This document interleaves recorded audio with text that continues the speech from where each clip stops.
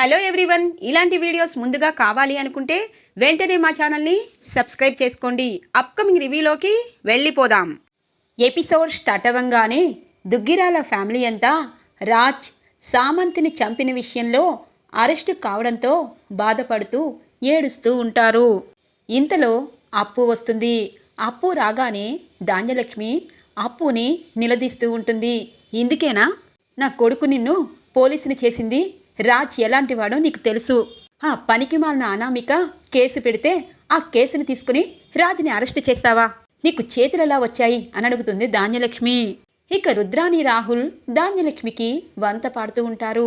చిన్నత్తయ్య, అప్పు తన పని తను చేసుకుంటుంది. చట్టం ఎవరికి చుట్టం కాదు చిన్నత్తయ్య అని అంటుంది కావ్య. చాలా ఆపు.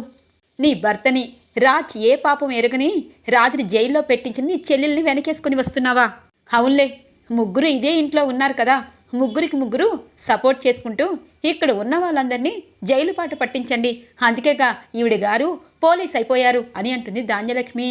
ధాన్యలక్ష్మి ఆవేశం ఇప్పుడు పనికిరాదు. అప్పు చేసింది తప్పు కాదు. ఎందుకంటే రాజ్ కారులోనే సామంత్ శవం ఉంది కాబట్టి, సాక్ష్యాలు ఉన్నాయి కాబట్టి తన్ని అరెస్ట్ చేసింది. కానీ రాజ్ ఆ హత్య చేయలేదని మనకు తెలుసు. కానీ చట్టానికి అవేమీ తెలియదు కదా.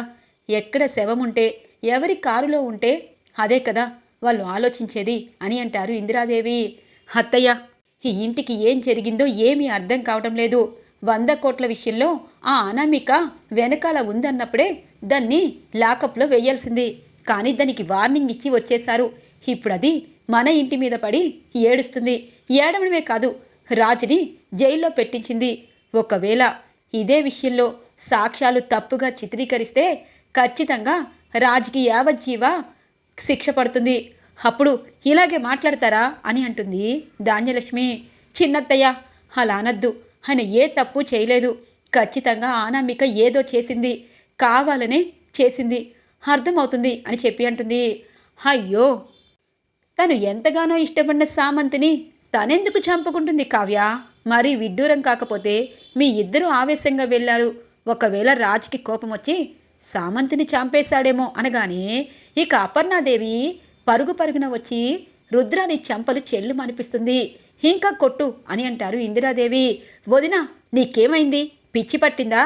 ఎప్పుడు నా కొడుకు పనికి మాలినవాడు అంటావు, కానీ రాజ్ ఈరోజు ఎవరినో చంపి జైలుకు వెళ్ళాడని చెప్పి అందరూ అనుకుంటున్నారు.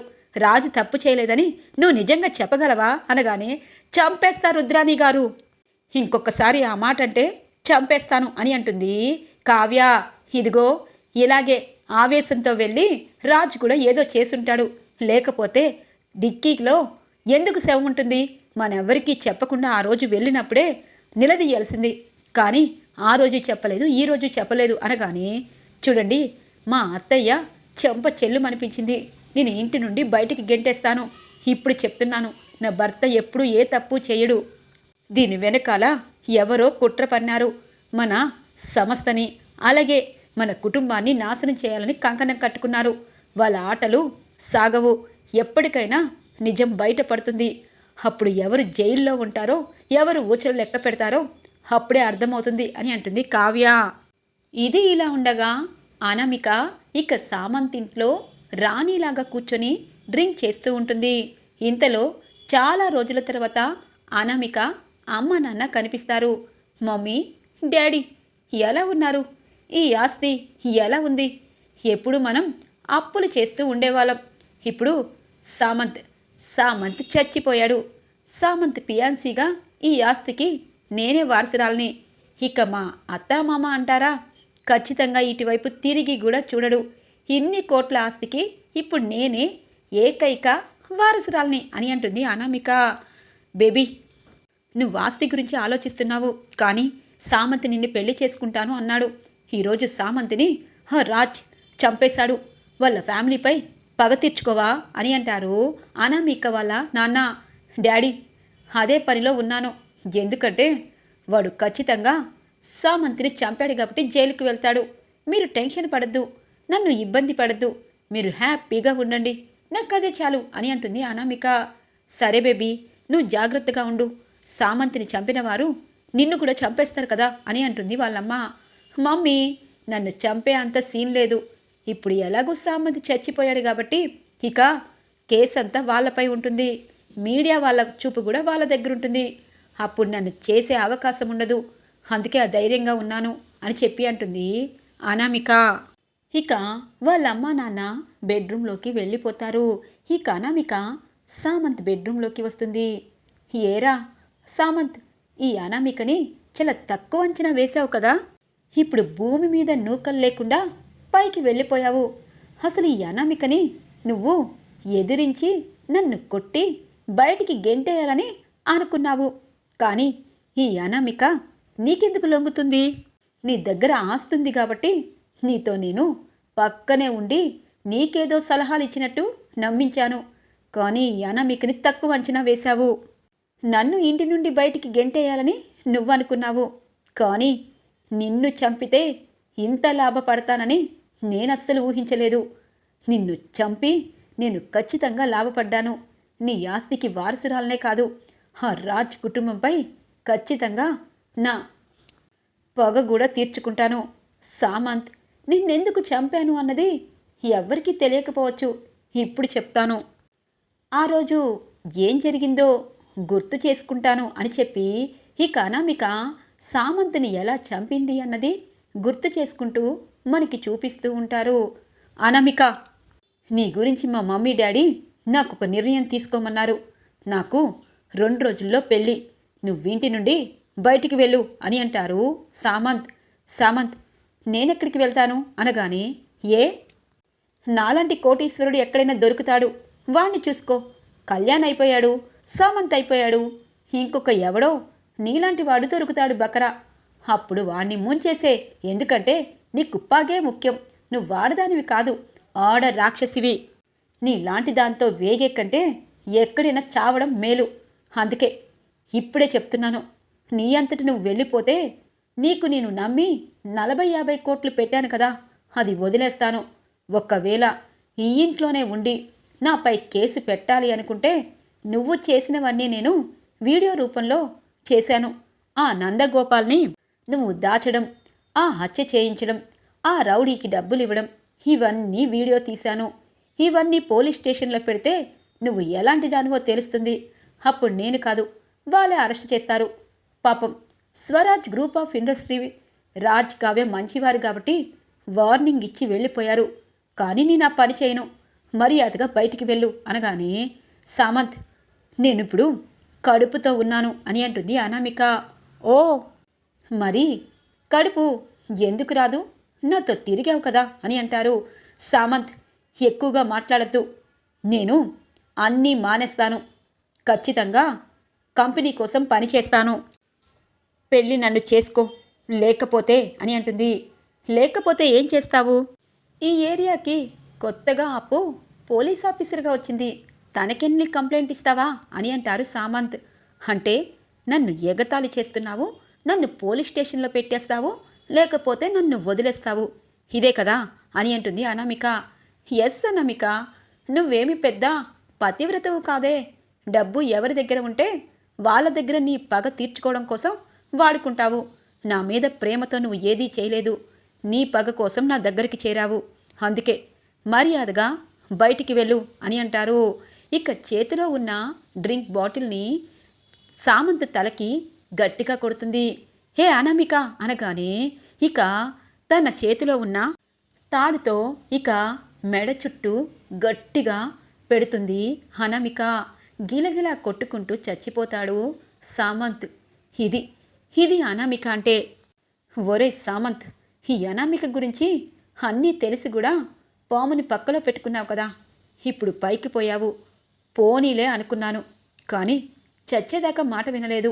ఈ చావుని నేను ఏం చేస్తానో తెలుసా అని చెప్పి ఇక తన కారులో సామంత్ శవాన్ని పట్టుకొని కరెక్ట్గా రాజ్ ఫ్యాక్టరీ దగ్గరికి వస్తుంది. తన అనుకున్న ప్లాన్ ప్రకారం ఇక రాజ్ కారుతో వస్తాడని తెలుసుకొని ఈలోపు ఫ్యాక్టరీని తగలబెడుతున్నట్టు నాటకమాడి రాజ్ రాగానే ఇక ఆ కారులో ఈ శవాన్ని వేసేసి వెళ్ళిపోతుంది అనామిక. అలా రాజ్ని ఇరికించేస్తుంది. కానీ అనామిక ఒక్క పొరపాటు చేస్తుంది. ఎందుకంటే సామంత్ ఇంతలో తన ఫోన్ని ఆన్ చేసి ఉంటాడు. కరెక్ట్గా సామంత్ ఫోన్ ఆన్ చేయడం, ఈ అనామికతో తను మాట్లాడడం అంతా రికార్డు ఎక్కుతుంది. కానీ ఇది అనామికకి అటువైపు సామంత్కి తెలియకపోవడంతో ఆ ఫోను ఇక బెడ్రూమ్లో ఉన్న నైట్ స్టాండ్ కిందకి వెళ్ళిపోతుంది. ఈలోపు 2 డేస్ అవడంతో స్విచ్ ఆఫ్ అయిపోతుంది సామంత్ ఫోను. అలా అనామిక ఘోరం ఇంకొకటి సెల్ ఫోన్ రూపంలో ఖచ్చితంగా బయటపడనుంది. అది ఎలా బయటపడనుంది అన్నది తరువాత తెలుసుకుందాం. ఇలా అనామిక సామంత్ని పొట్టన పెట్టుకుని రాజ్ మీదకి మొత్తం కేసంతా వేసేస్తుంది. ఇది ఇలా ఉండగా కావ్య తన రూమ్కి వస్తుంది. రాజ్ని గుర్తు చేసుకుంటుంది. ఏమండి, న్యాయంగా ఉన్న మీరు జైలు జీవితం అనుభవిస్తున్నారు. ఆ పాపాత్మురాలు ఏదో చేసే ఉంటుంది, కానీ ఏం చేసిందో తెలియటం లేదు. రేపు కోర్టులో మన కేసు నడుస్తుంది. ఖచ్చితంగా మీరు బయటికి రావాలని కోరుకుంటున్నాను. లేకపోతే 14 రోజులు రిమాండ్, తర్వాత శిక్ష పడుతుంది. వద్దు, ఏ తప్పు చేయని మీకు శిక్ష పడడం తప్పు. కానీ నాకు ఏం చేయాలో అర్థం కావటం లేదు. ఆ దేవుడు అనేవాడు ఉంటే ఖచ్చితంగా మంచి వాళ్ళకి దారి చూపిస్తాడు. కోర్టులోకి అడుగు పెట్టబోతున్నాము. ఆ కోర్టులో ఏం జరుగుతున్నా ఆ దేవుడికే వదిలేస్తాను. కానీ ఏ తప్పు చేయని ఆయనకి శిక్ష పడితే నేను తట్టుకోలేను. ఈ ఇంటి కోసం, ఫ్యామిలీ కోసం దేనికైనా కష్టపడతారు. అలాంటి అతనికి శిక్ష పడబోతుంది అని చెప్పి కావ్య కుమిలిపోతూ ఉంటుంది. తెల్లగా తెల్లవారుతుంది. అనామిక చాలా హ్యాపీగా కిందికి వస్తూ ఉంటే, బేబీ కోర్టుకి వెళ్తున్నావా అని అంటారు ఇక అనామిక వాళ్ళ నాన్నగారు. అవును డాడీ, ఈరోజు రాజ్కి శిక్ష పడబోతుంది. ఆ దుగ్గిరాల ఫ్యామిలీ మీద పగ తీర్చుకోబోతున్నాను అనగానే, ఎందుకు బేబీ, వదిలేయచ్చు కదా అని అంటుంది. ఏంటి, మీరు ఆ రోజు జరిగిందంతా మర్చిపోయారా? వాళ్ళు మనకి ఎంత అవమానం చేశారో గుర్తులేదా? నాకు విడాకులిచ్చి నాకు జైలు జీవితం అనుభవించేటట్టు చేసి, మీకు అప్పులు పాలు చేసి, మీరు పడే బాధ చూస్తూ వాళ్ళు ఎంజాయ్ చేసుకున్నారు అనగానే, బేబీ వాళ్ళేమీ మనకి అన్యాయం చేయలేదు కదా అని అంటారు వాళ్ళ డాడీ. డాడీ, ఇవన్నీ వదిలేసి హ్యాపీగా ఎంజాయ్ చేయండి. మీరు ఎక్కడికైనా వెళ్తారా చెప్పండి.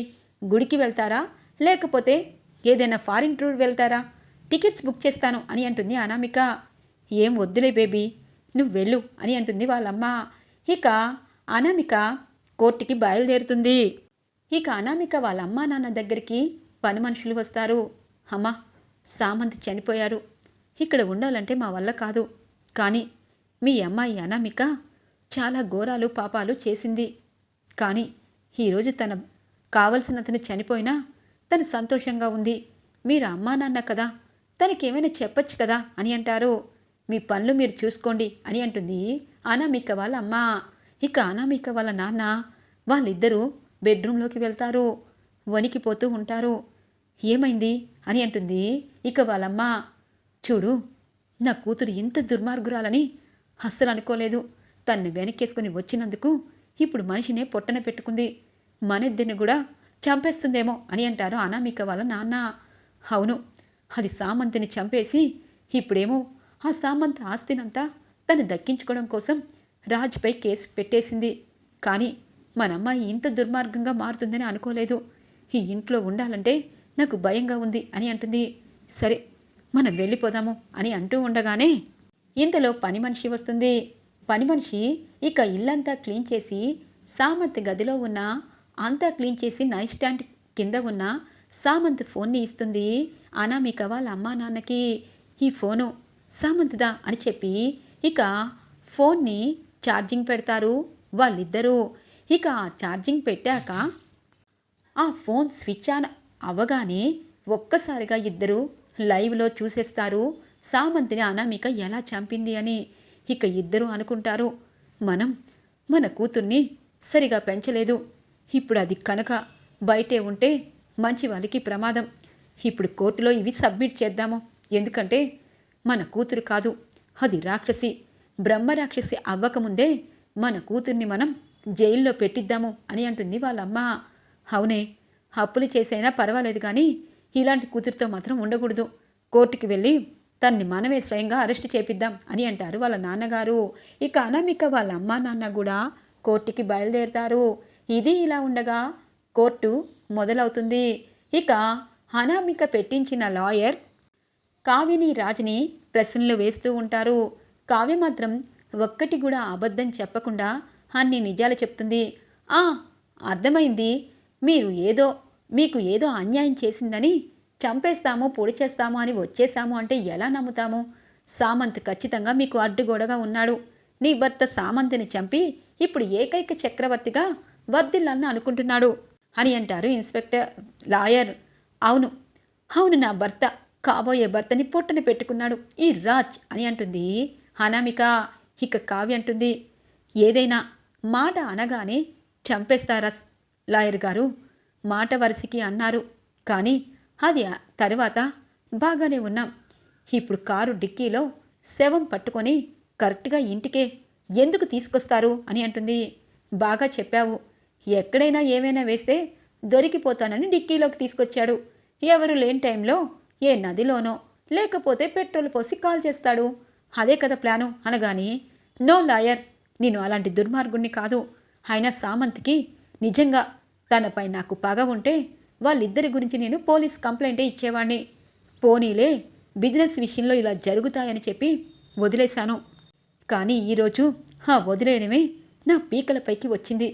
ఇప్పుడు నేను తప్పు చేయకపోయినా నేరస్తుని అయిపోతున్నాను అని అంటారు రాజ్.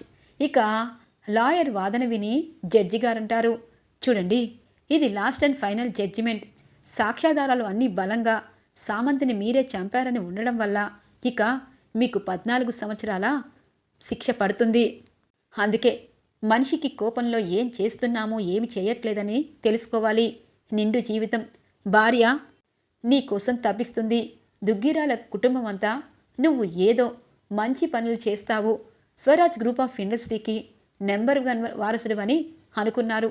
కానీ నువ్వు కోపం ఆవేశంలో సామంత్ అనే వ్యక్తిని చంపి ఇప్పుడు జైలుకి వెళ్ళబోతున్నావు. నీలాంటి వాళ్ళు చాలామంది మారాలని కోరుకుంటున్నాను అని చెప్పి జడ్జి గారు రాజు గురించి ఫ్యామిలీ గురించి చెప్తూ ఇక శిక్ష వేయబోతూ ఉండగా ఇంతలో అనామిక వాళ్ళ అమ్మ నాన్న వస్తారు. వాళ్ళ అమ్మని నాన్న చూసినా అందరూ షాక్ అవుతారు. అనామిక, మమ్మీ, డాడీ నేను రమ్మంటే రానన్నారు. ఇప్పుడు చూసారా, సామంత్ని చంపినా ఆ రాజ్కి శిక్ష పడబోతుంది, కూర్చోండి అని అంటుంది. లేదు బేబీ, లాయర్ గారితో మేము మాట్లాడాలి అనగానే, ఏం మాట్లాడాలి అని అంటుంది. ఒక్క నిమిషం అని చెప్పి వాళ్ళ అమ్మా నాన్న ఇక సామంత్ సెల్ ఫోన్ని ఇస్తారు ఇక జడ్జికి. జడ్జి అది రికార్డు అందరికీ చూపించి ఉలిక్కి పడతారు. అంటే ఈ అమ్మాయి నిజంగా అమ్మాయేనా? ఒక మనిషిని ఇంత ఘోరంగా చంపి ఇంకొకరి మీద నెట్టేస్తుందా? సామంత్ని చంపింది కాకుండా మళ్ళీ రాజ్ పైకి నెట్టేస్తావా అని చెప్పి వీడియో అందరికీ చూపించి జడ్జి గారు అనామికకి శిక్ష వేస్తారు. ఇక అనామికని అప్పు జైలుకు తీసుకువెళ్తూ ఉంటుంది. రాజ్ని కౌగిలించుకుంటుంది కావ్య.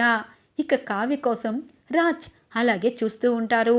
ఈరోజు ఎపిసోడ్ ఇలా ఇంట్రెస్టింగ్గా ఎండ్ అవుతుంది ఫ్రెండ్స్. రాబోయే ఎపిసోడ్స్ కోసం మా ఛానల్ని సబ్స్క్రైబ్ చేసుకోండి. Thanks for watching friends.